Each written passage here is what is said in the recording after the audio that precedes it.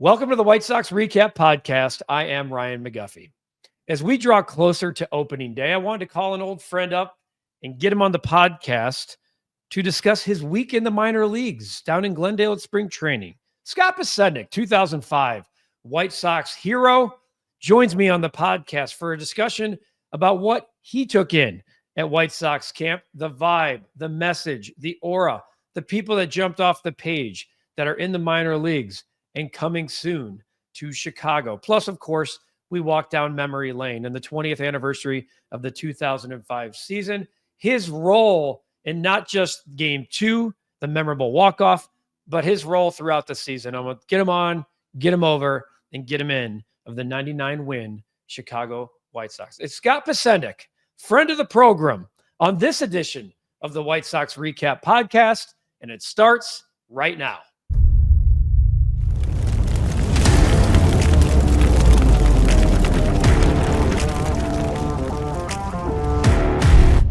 All right, time to welcome in my friend, my guy, 2005 World Series hero. You know him, you love him, Scott Podsednik, here on the White Sox REKAP Podcast.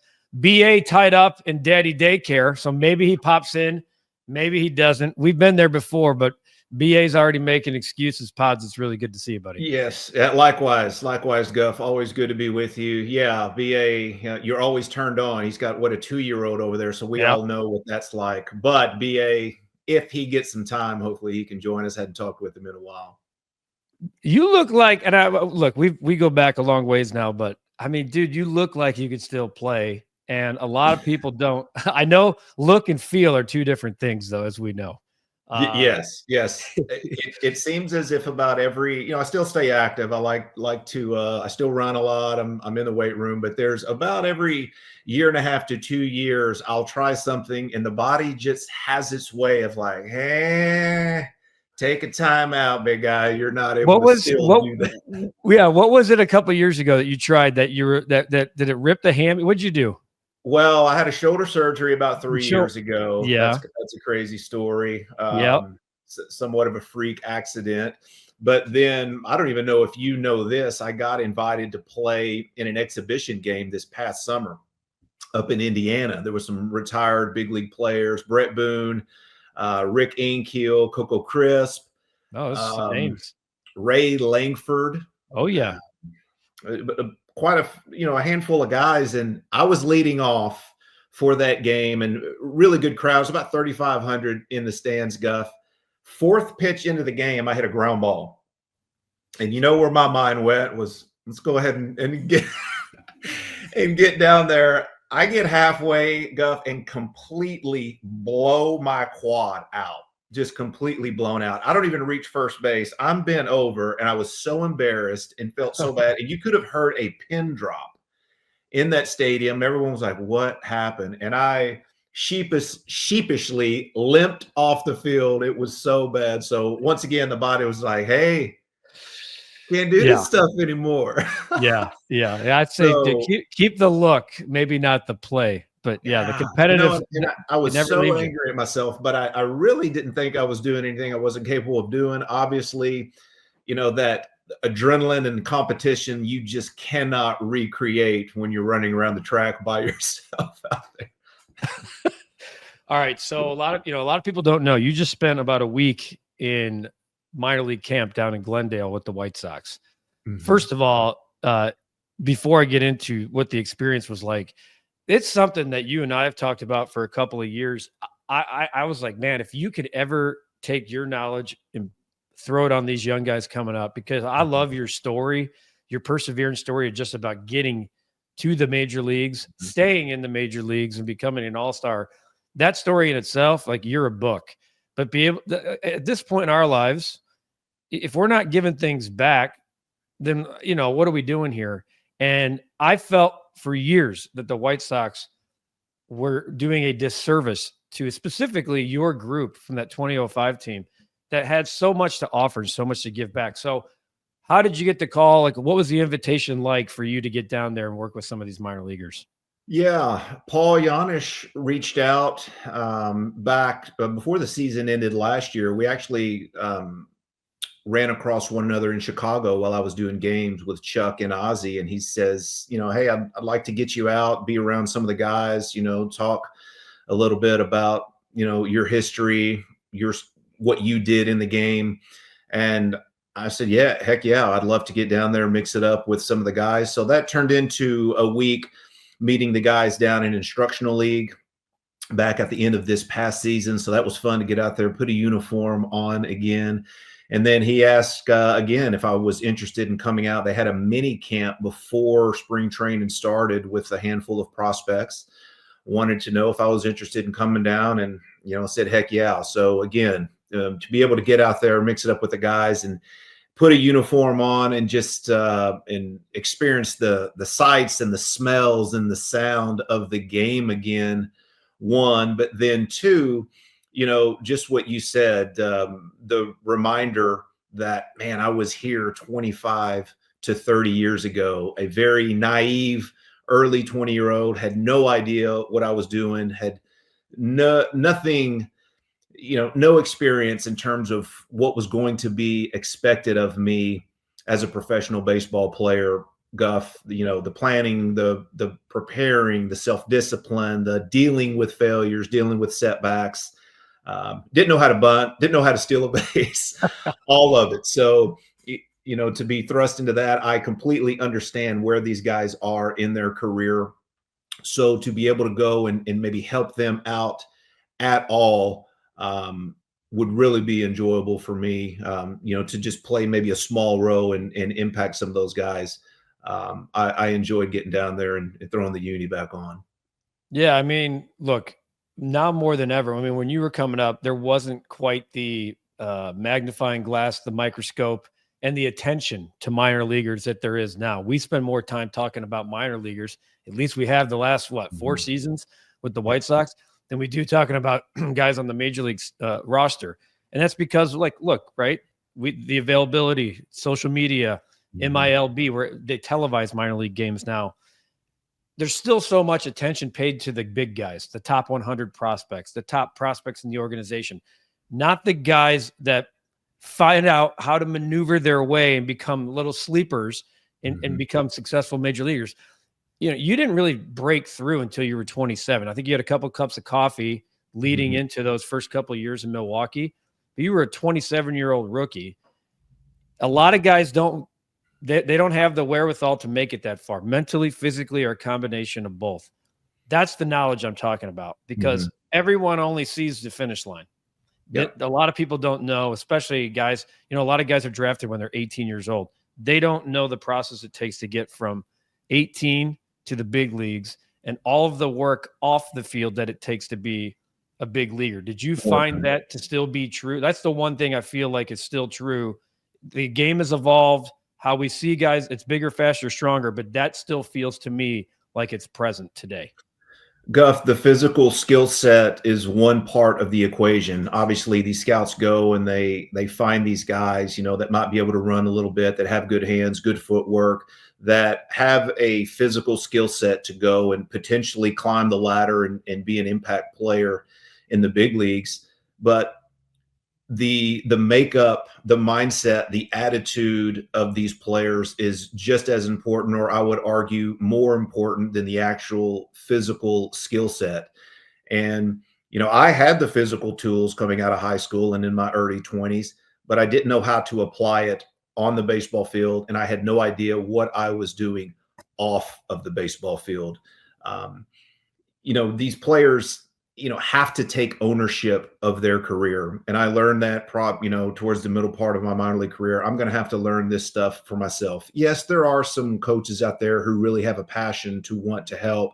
But there also are some that really aren't into some of these players. So taking ownership of that, start asking questions and start learning what it takes and what is going to be asked of me at the big league level or even at a professional level. The day in and day out grind, the choices you make from the time that alarm goes off in the morning dictate, if you're going to reach your potential as a player. And I was blindsided by all of that. I had the physical tools to do it, but it just wasn't turning into production on the baseball field. So I started asking why.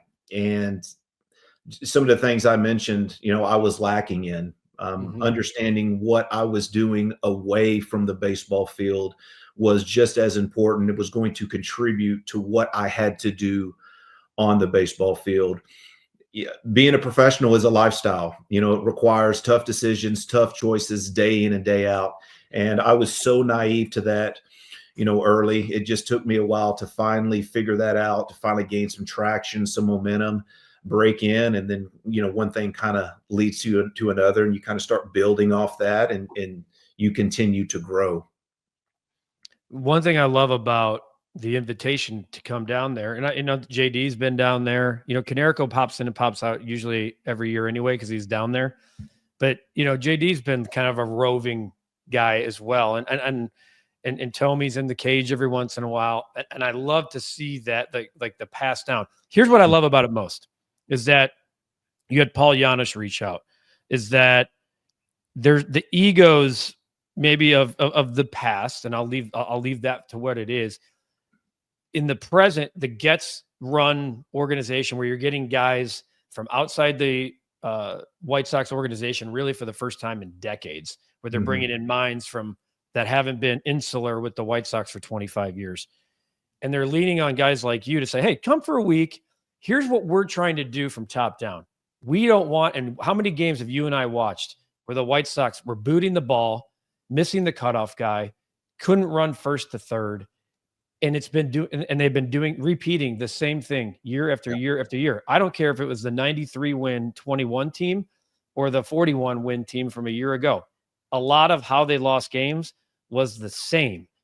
And the fact that they're bringing in you to teach them about base running and stuff, like that's the stuff, that's how organizations change, in my opinion. Do you agree?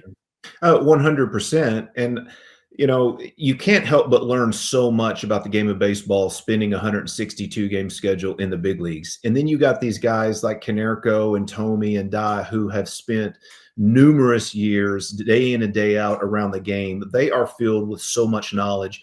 And you're also talking about guys that have integrity, character, true professionals that showed up to the park day in and day out to do the things it took to specifically win a baseball game that night.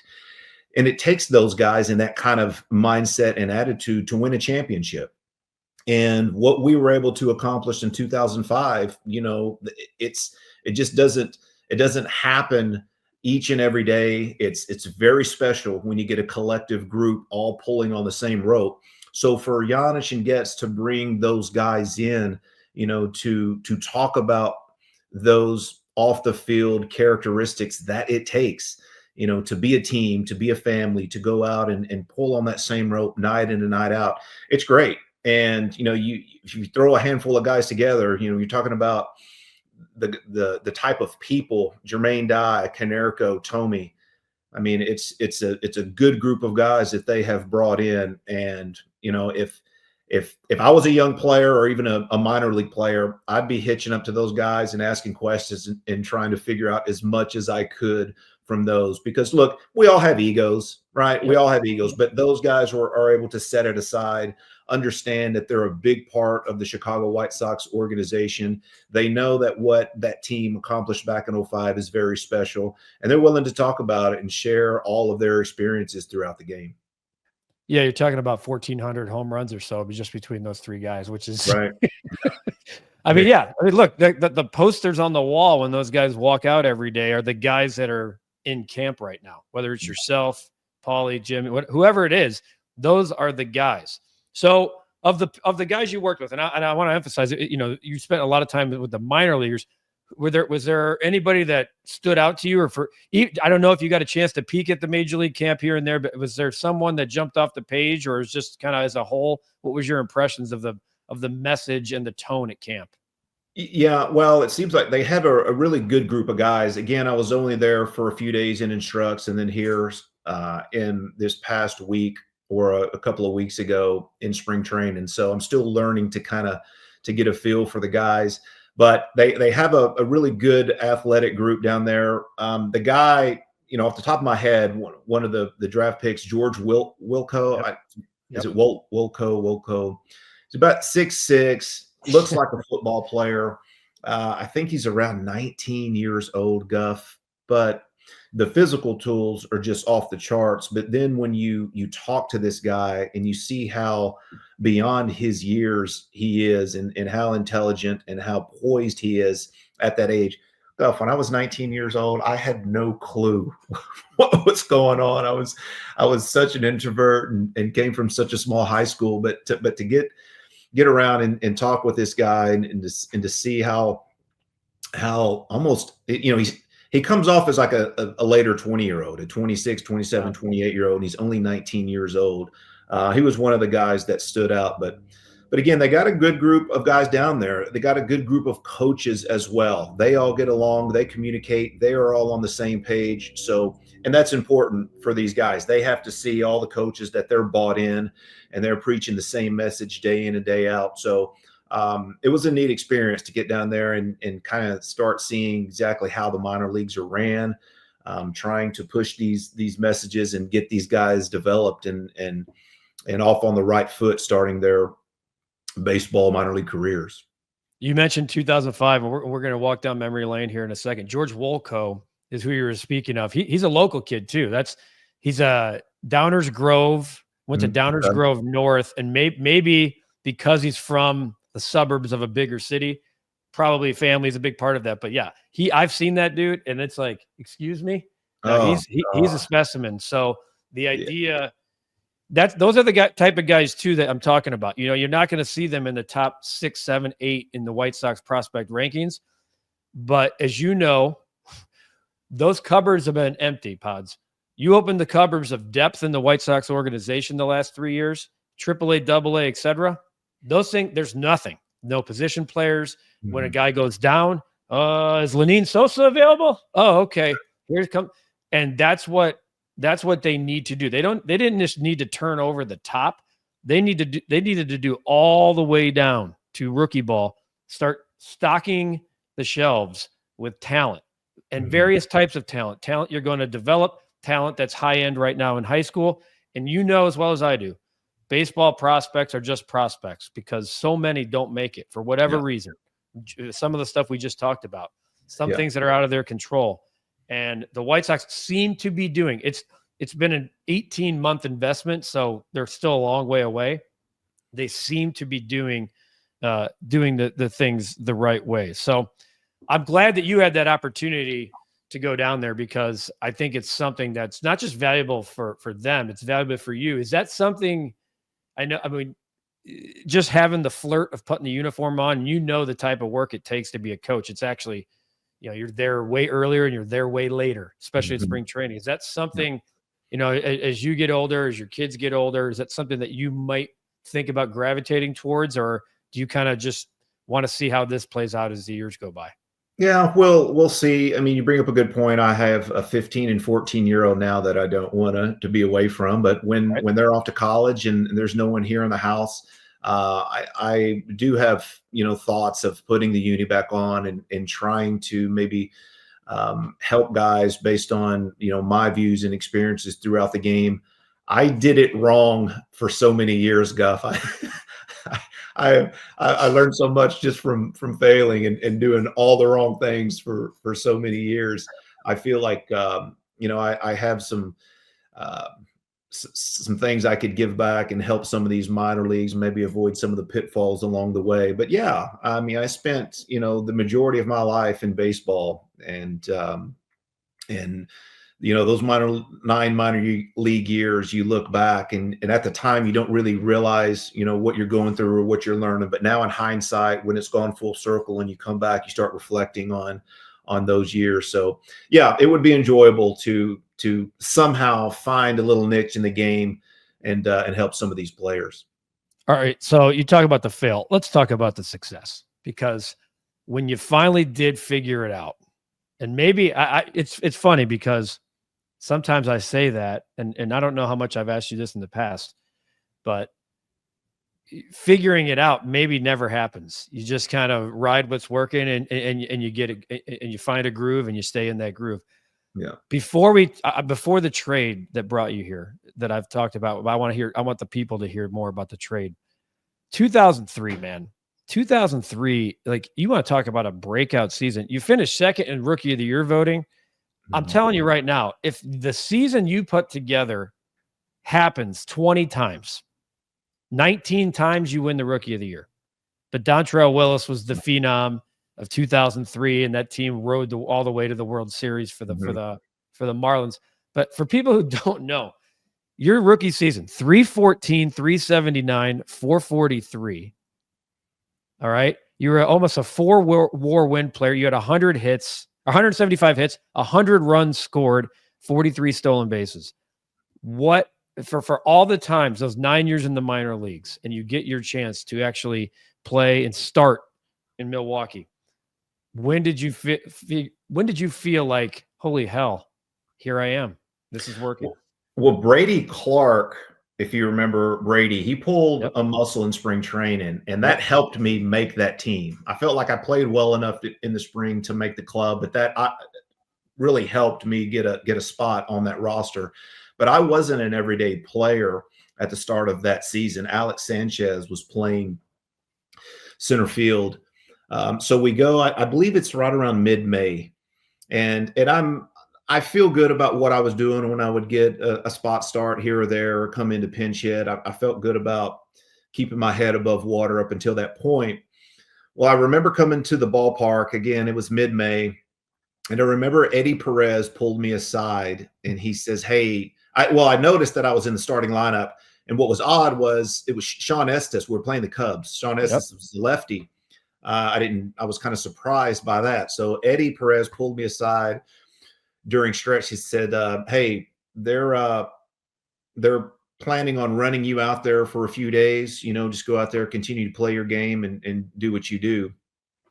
So I remember this thought going off, like, thinking about that 9-year grind. I finally get here and I look up and say, okay, this is my shot. This is my opportunity. I knew at that time the window wasn't big. You get a few shots at it and you've got to take advantage of it. So I think I went 0 for 4 maybe that game. I can't recall exactly, but I did have a good game. And I remember going home that night and I called my dad and I said, Dad, this is it. I've got to take advantage of this. This is a shot. I know I'm not going to get too many opportunities. It's time to go. That next night, I went 1 for 3. I hit a home run. I think I tied the game up in the 7th or 8th and gained some momentum from there and took off running. About 2 weeks later, they trade Alex Sanchez and handed me the keys to center field, and that's what got me going.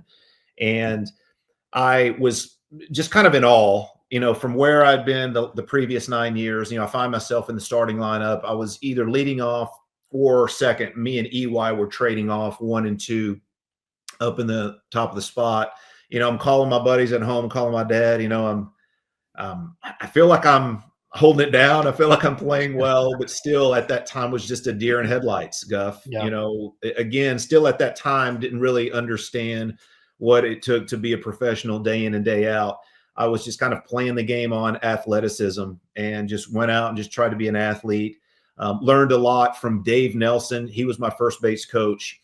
He really opened the door and opened a whole new mindset for me on the bases. Taught me how to get over the fear of getting caught, taught me how to bunt, and just kind of started continuing to develop my skills. But most importantly, it was the confidence and the swagger I kind of gained. Like I mentioned to you before, I was a very introverted, very shy kid. So going up and trying to provide a spark at the top of the lineup, that wasn't my personality. So I had to kind of change and shift and get out of my comfort zone to be the spark and to be the guy that was going to provide energy and get things going. And I kind of started learning that, understanding what I was there to do, understanding who I was as a player and how I was best going to impact this lineup. All these things, these light bulbs went off and kind of started learning who I was. And then you just kind of, again, you just gain traction. You just build on the small wins day after day or season after season. And you just continue to grow and mature as a player. I love asking you stuff like this because your recall is incredible. And I did look up those games. You were 0 for 4. You did homer following that. And I mean, I love when I love having, because you remember the phone call to your dad, right? I mean, You remember that it gives moment? It gives me chills thinking back because I knew if I'd have gone out and was flat for 2, 3, 4 games, my career could have just as easily gone this way. Sure. And I knew that at the time, and maybe I put a little more added pressure on myself, but I feel like I've always played well under a little bit of pressure, under a little bit of stress. When there was a carrot dangling in front of me, I had something to chase or to fight for. And it might not be what you would teach, but it worked out for me. I knew that I had to go out and make things happen. You followed up with you lead the majors the following year with 70 stolen bases. You have 12 homers. You take a dip back in batting average and stuff, but you put 2 really productive seasons together, 27 and 28 years old. And then the offseason happens. And the thing that you're probably least expecting is a phone call to get traded. Yeah. What did that phone call? We know what happened after the phone call, right? If somebody would have called you, it was it Doug Melvin? Was it he or GM? Doug Melvin with the Brewers, yes. So who called you? Was it Doug or was it Kenny? If I remember correctly, it was Kenny. Okay. And I was out of the country. I was in Japan at the time. I was doing an appearance down there for a weekend. And I remember I was sitting in my hotel room. I can't recall the time. And my phone rang. And I had just but I just had this thought, if someone's trying to connect with me, trying to track me down out of the country, something's going on. So I recall it being Kenny Williams. Said, hey, we made a trade for you. We're going to plan on leading you off. I want you to go out and play your game. Just be Scott Podsednik, no more, no less. So I hung up the phone, not knowing anything about the American League Central, not really knowing much about the White Sox. Spent the last 2 years in the National League Central with the Brewers, and at that time understood that was part of the game. I knew those things happen. I just kind of started shifting gears to go over, try to come in, fit in with this group and continue to develop my game and just go out and still try to be Scott Podsednik. So, we joined with the crew in spring training. None of us knew what this was going to be like. You had a lot of new faces, Tadahito, AJ, Jermaine Dye. I looked back, I think the only starters from the previous year, I might be wrong, give or take a couple of players, was Creedy at third base, Konerko at first, and was Rowan there in Rowan was there. I'm looking right now because I don't know if he had broken through as a full-time guy yet, but let me look. So 04, yeah, Rowan played 140 games in center. You had Creedy at third, and that's it. And then Konerko. And Konerko. Yeah. Those 3. So Konerko, Creedy, and Rowan. Frank was the DH, but Frank obviously he only played like 12 games in 05 because he got banged up. So you have a completely new lineup.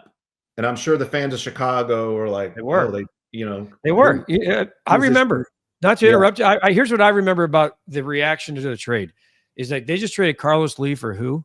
Yeah. And they let Maglia Ordonez walk, and they signed Jermaine Dye, who just broke his shin by fouling. What are they doing? They're quitting. They're getting rid of these guys. Here's the only thing I knew about you, because I was in my early 20s at the time too. I remember I was like, he's a hell of a fantasy player. The guy who racks up fantasy points. Yeah. And but there was confusion about what's going on. Ozzy, I've spent a lot of time around Ozzy the past 2 or 3 years doing shows, and he says the same thing. He said, I pick up the phone and say, we traded for who's going to be leading off, So I know you and Ozzy and the fans are like, who are these characters they're bringing in? It was Tadahito. No one knows a guy from Japan, right? You don't even get to see YouTube wasn't around to look at who Tadahito Iguchi was. Yes. AJ was a cast-off, but he was a villain because he played for the Twins. He was a cast-off by the Giants. Yes. So he was intriguing, but it's kind of like, what is going on here? From the fans' perspective, it couldn't be a more random group or a collection of guys they bring in. I mean, if I was a fan, I'd have been thinking the same thing. Who are these guys? And, to be honest, as the group of guys, you kind of feel the same way. I mean, you can kind of field a team based on physical skill sets, but then, again, like how we're going to get along, how we're going to compete with one another. hold each other accountable and get along. You know, those different personalities, you never know when you put 25 guys in a room together, all trying to accomplish a goal. But you know what? We have a spring training, the season starts, and then, you know, we look up after a month into the season and we're, I don't know, what, 8, 9, 10 games up. And we're kind of looking around like, hey, you know, it seems like we've got a good group collection of guys, but still any team can have 1, 2, 3 hot months. You know, it takes 6 good months to win a pennant. You know, in September, when everybody gets worn out, it takes men. It takes men that are willing to show up and continue to fight. And so even, you know, being up in the standings the early part of that season, we still knew that there was a lot of work to be done. You're 16-4. I mean, 16-4 to start the year. It was just, I think it's still a major league record, and I don't know if it'll ever be broken. I think you had a lead in the first 27 games of the season. I'm just pulling that off the recall. I'm pretty sure that was it. 27 straight games having the lead, but that goes back to, you know, it was get them on, get them over, get them in, right? Somehow you'd find a way to get on. Tadahito would get you over. Paulie or JD would get you in, and it's 1-0 White Sox. There were people there was a buddy of mine who nicknamed, he combined you and Tadahito into Scotahito, because the two of you just, I always loved it because I'd never heard that.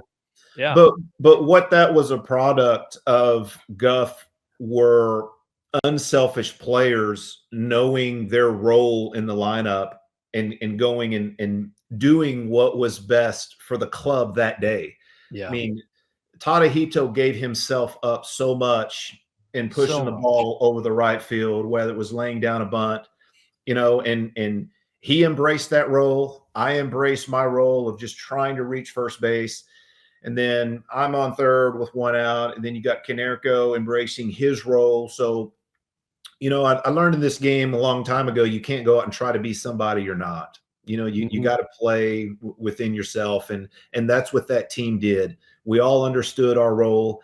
And again, the unselfishness to be able to show up and to do what it took that night. But then the baseball acumen of that club, and it was a smart group. You know, every single game and every night you're going to have to do different things to win a game. You might need to score 4 or 5 late in the game. Well, the next night you might need to just manufacture 1 run in the 8th to win a game. So it seems like we were versatile, but we understood kind of what it took each and every night to go out and win a game. And if we didn't get it done, there was a resiliency there. We'd shut it, come back to the park the next day, put the music on, and go out and get them. You know, and you can't. This game will eat you up if you just wear yourself down on the losses night in and night out. And I just remember the resiliency and the attitude seemed like each and every day, regardless of what we did the night before, it was a fresh attitude in the clubhouse that next day. We're gonna hop on and go at you again. Yeah, we had Paulie on the podcast last week, and you know, I asked him this question because he had been in Chicago for 5 years prior to that, 5 or 6 years prior to that, and his answer to it I had never heard him say, but he was dead on. And I want to ask you it because I think it's going to be different. I asked him, when did you truly know like this team was special, or did you ever know? Because this is what he said. He said, if we knew we were good at the break, we're up big. We have 28, 29 games over 500. He goes, but honestly, like, we thought we were probably a division champion. If you would have publicly said, we go to the World Series. He goes, if you said that in Chicago, you'd get laughed out of the city because no one had done it in 200 years combined. The North Side hadn't done it. The White Sox hadn't done it. It was just going to the winning the division was enough. I mean, that's what he said. And I thought about it, and I was like, you know what? He's 100% right. It's why the Cubs and Sox games were so – that atmosphere will never happen again, because prior to 2005, no one had won a World Series. So that was the World Series. So I thought his answer was spot on. How would you answer that question? Like, when did you guys know that you were different? Or did it take until you were running in from left field in Houston with your arm? I remember that shot at you before you knew you were that good. Well, again, we all knew you throw 1 or 2 or 3, even 4 months of good baseball together. Yeah, that's great. It takes that.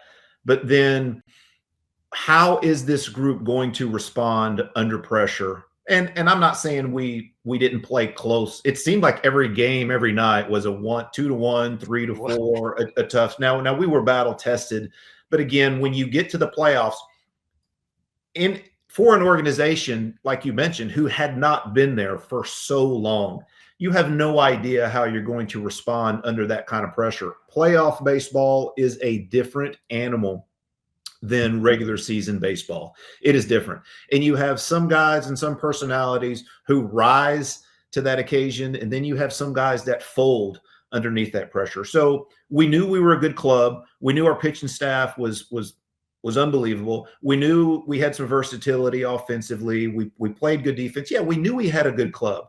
But is that going to hold up under the pressure and the 88 years, 88 years, you got it. Yep. 88 years to go out and do it for an organization, for a city that it just hasn't happened for, in the third biggest sports market, that you just never knew. And at that time, Paulie, he's a little brighter than I. He probably had a little more awareness of what was going on at that point. I was still just 3 years in the league trying to, just fit in and play my game. I mean, I don't know if I've answered your question, but, we knew we were good, but to go off and make a run in the playoffs and even think about a World Series, I wasn't thinking about World Series or a crazy playoff run. I was thinking, hey, let's just push this thing to the end, look up and see where the hell we are. Yeah, I think that's probably why you guys won. I really do, because you never got caught up into 99 win. First of all, the Cleveland situation, and second, it wasn't like you guys were playing bad baseball. You're playing just above 500, but they were playing so ridiculous that might have helped. There was more talk about that from the media and national media about, oh my God, are they going to blow the biggest lead in history? Are they going to fold? Than it was the other way around. And I think by the fact that you guys were just kind of waking up every day to play a baseball game was probably half the reason you got there. And Konerko also mentioned, he goes, I also wanted to see, we were going to play Boston in the first round, the defending champion, Boston. It was on ESPN. After the year that they had in 04, what they had so you already had, he goes, we came in 99 wins, us against the world early at this point anyway. He goes, I just wanted to see how we came out in game one. Like, were we going to be different than we were for the 162? And he said, he goes, Pods goes out and hits that homer. And then you guys go on, I don't know what, the 14-2 or whatever it was. He said, that's when I was like, okay, we're the same group. We don't care about who we're playing. It doesn't matter. We're just playing baseball. And he goes, and from there, he goes, I kind of had the sense from there that we'd be able to handle it. He goes, all the way to the World Series and some of the stuff that happened. No, but I knew we were good then. Yeah. I felt that prior to that Boston series, how we took care of business with one of those series. It was either in Detroit when Cleveland got within a game and a half.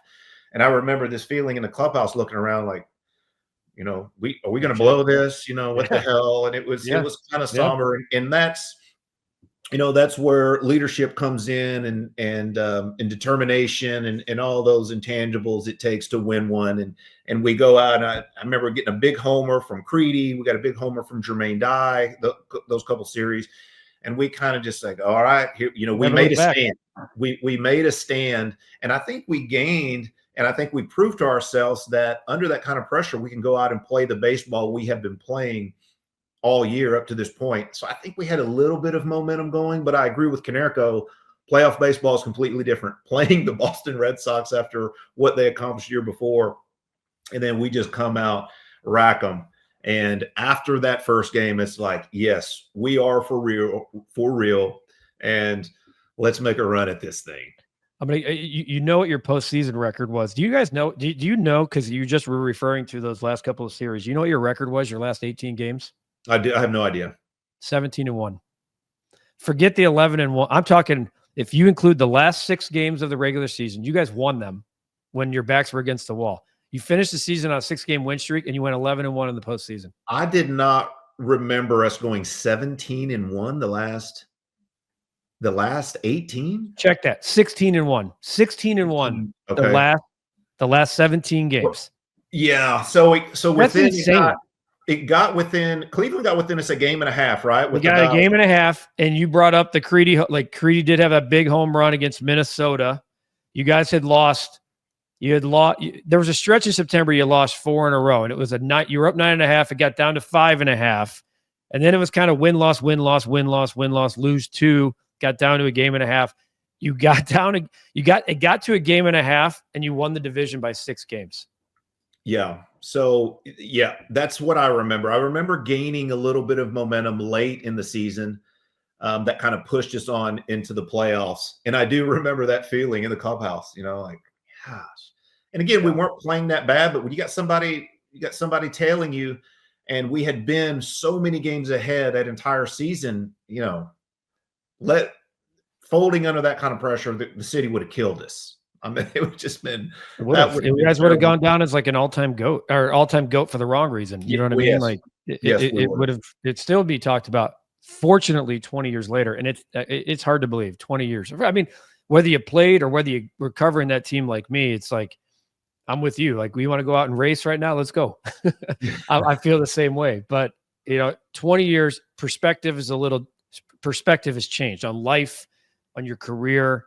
As we get older, you're able to appreciate things more and have a little bit different perspective on things. And so I'm going to ask you about game 2, obviously, but when the national anthem's happening in game 1 and it's that cold, rainy, that was game 2. It was that kind of brisk fall, late October, 43 degrees. Give or take. It felt like it was 85 and sunny to me because I couldn't believe that there was a possible sight in Chicago of a World Series game and flyovers, and the entire attention of the city and the world was in Chicago.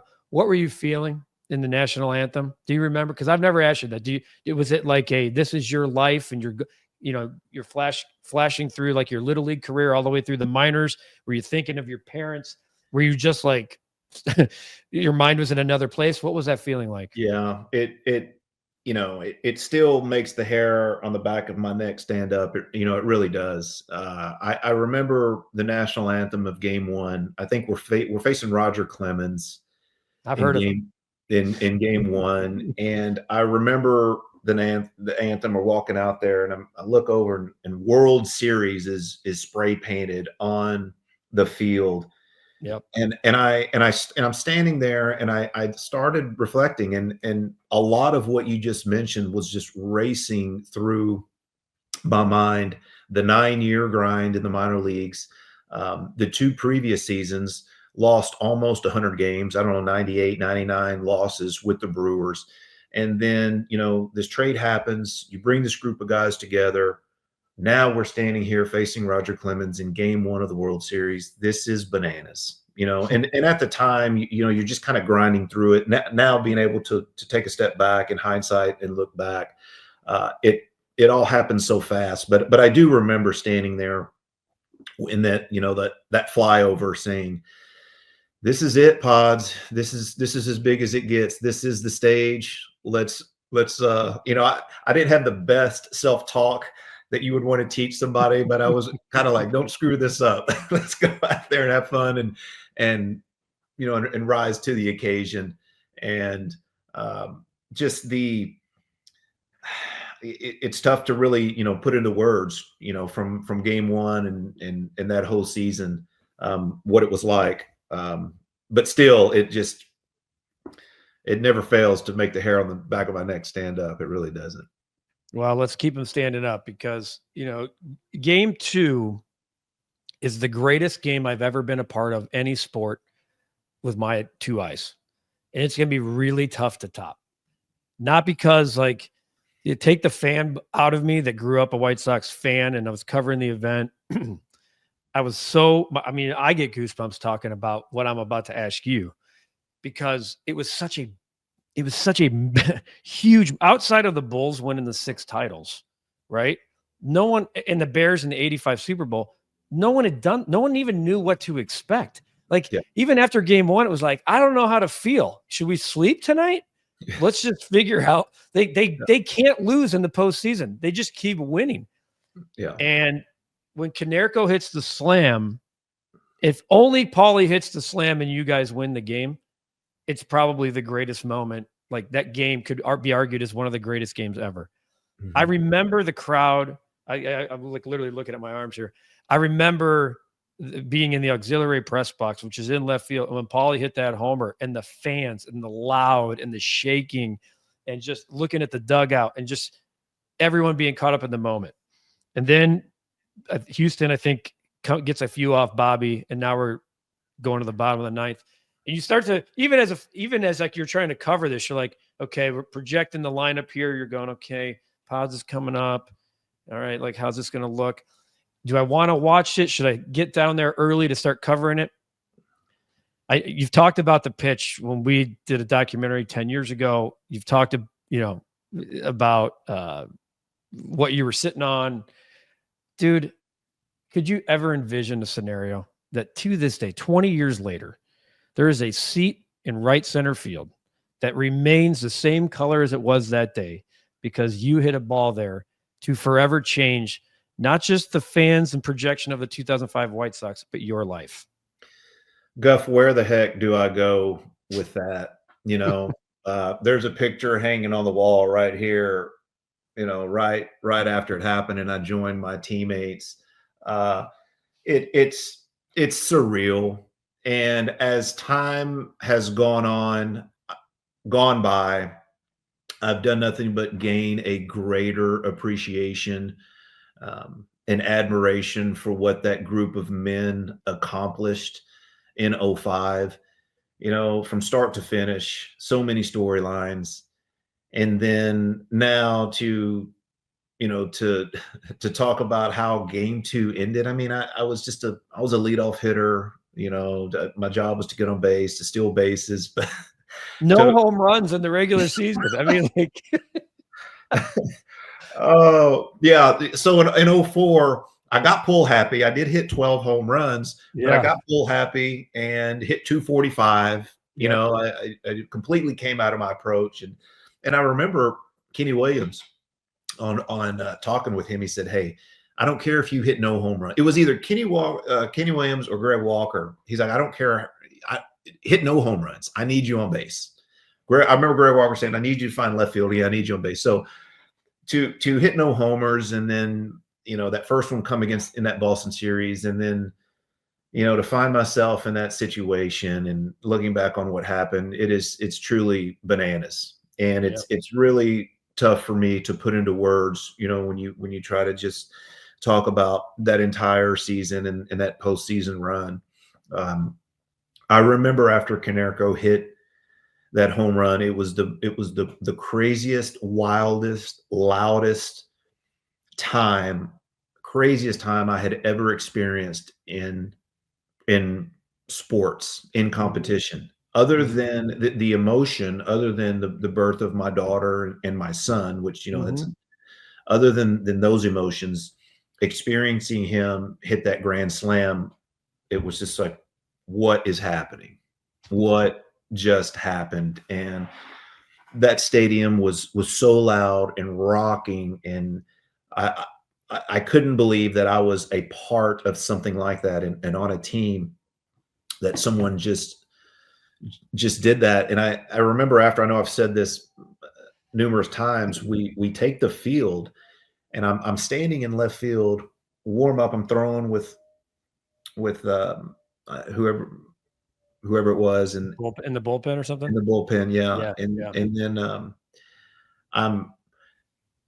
I look at, right before the first pitch, my eyes are fixed on Konerko at first base, and I could tell from his obviously body language that electricity is flowing. Electricity is flowing through everybody, but I could, he was just kind of fidgety, playing with the dirt, and my eyes are fixed on him, and I'm thinking to myself, what does that man feel like right now? He just hit a grand slam, and was it the 7th or 8th?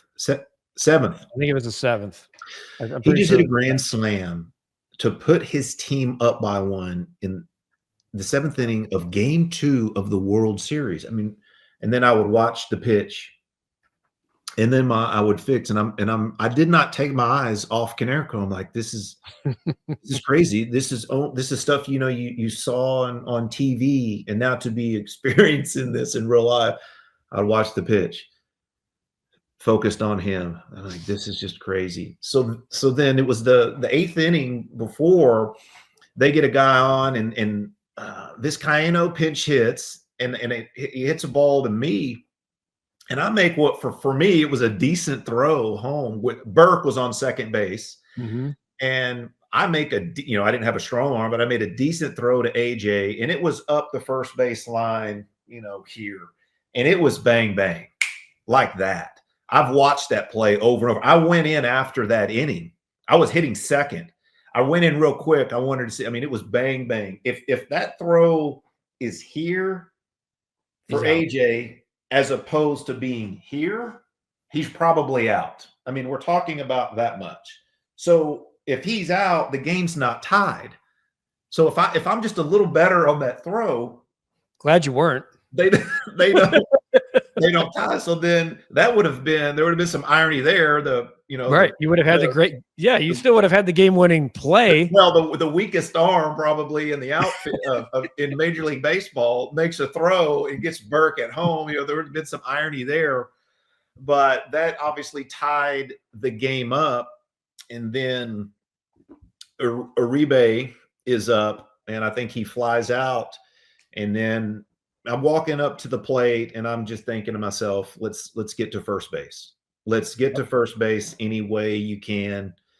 Lidge was on the mound. He was slow to the plate. So my plan was to get to first base and steal second, either pitch 1 or pitch 2. I was like, look, this is what you've done all year. This is your job. This is what you're here to do.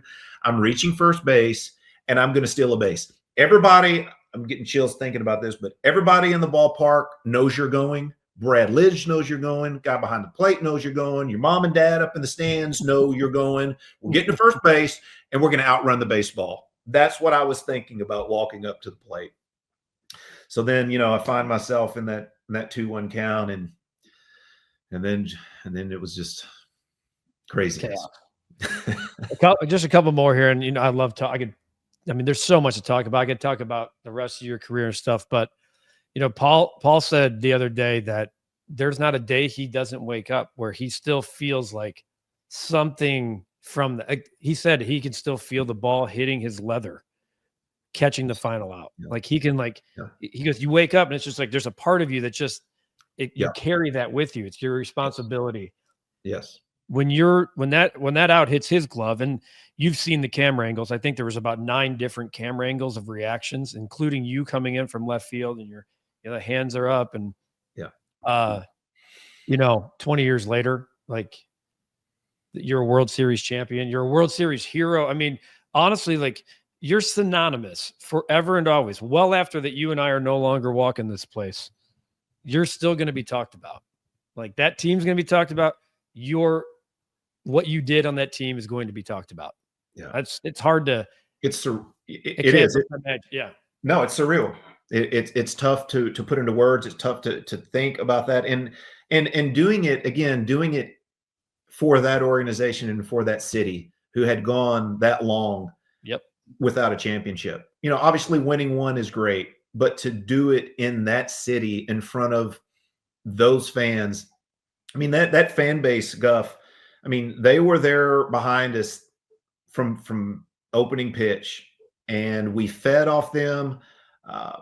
That parade after we had won that thing really opened my eyes, and it made me realize, how passionate and how all in those fans were. I mean, taking time out of their days and just the legitimate, passion and love for that team.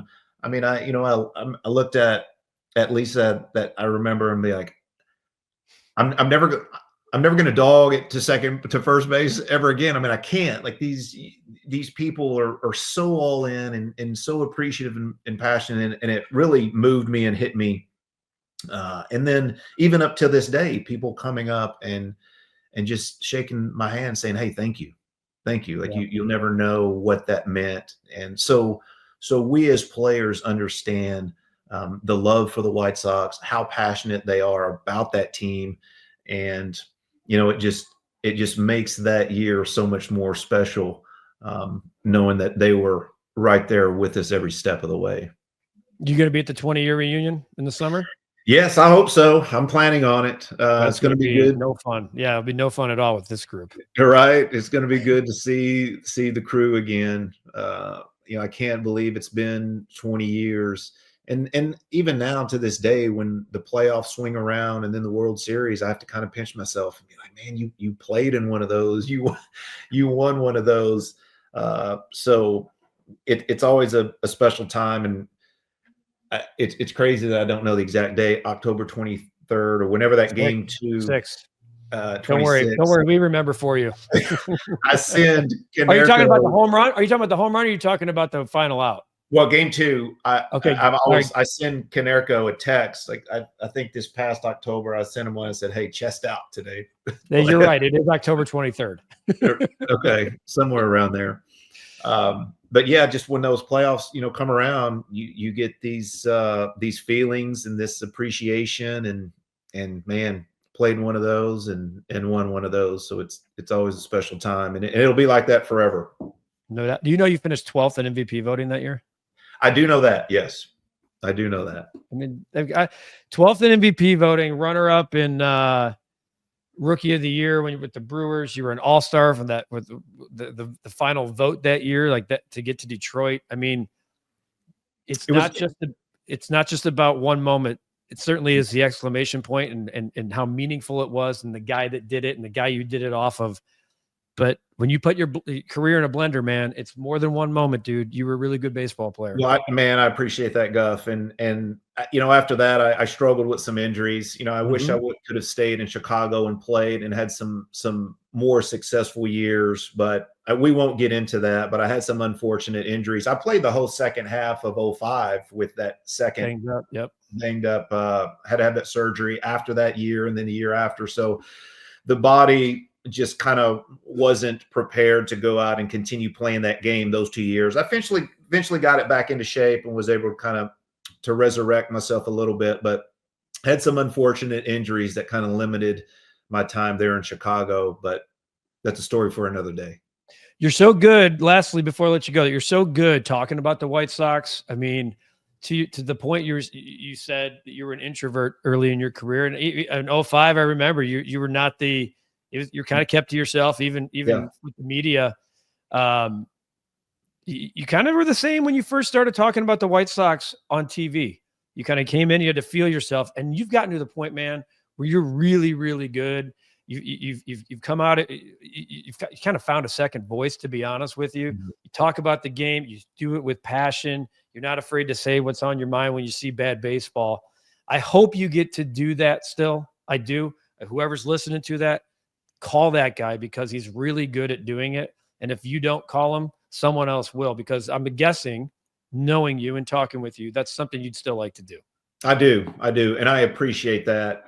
It's crazy, knowing kind of my personality early in my career. And then, if someone would have told me 15, 20 years ago, hey, you're going to be doing shows for the White Sox, you're crazy. You're crazy. I was always uncomfortable with a camera or microphone in my face. But I've enjoyed the heck out of it. I'm really appreciative and grateful to have gotten that opportunity to look up and to be doing shows with Chuck for 9 years. It's pretty crazy. It's kind of flown by, but I've enjoyed the heck out of it. I have come out of my comfort zone a little bit and gotten better at talking about my experiences in the game and in the game nowadays. So it's been really fun, and I would like to continue it. And I appreciate those words. Appreciate and grateful. That's what White Sox fans are for what you did as a member of the Chicago White Sox, how you still carry that badge of honor 20 years later. And I'm appreciative and grateful for it, as well as our friendship, because, it means a lot to me, and you've been good to me. And, if there's anything I can ever do, that I'm a phone call away. Scott Podsednik here on the White Sox Recap Podcast, a little walk down memory lane, as well as his week in the minor leagues with the Chicago White Sox. We thank you for watching. We thank you for listening wherever you listen, download, and subscribe to Audio Form Podcast. We're getting closer to the regular season. I hope it's not another 100 lost season pods, but look, the arrow, I think, is starting to point up. I certainly appreciate you, man. I appreciate the time, and thanks for joining us here on the White Sox Recap Podcast. Guff, enjoyed the heck of it. I appreciate you having me, brother. Good times.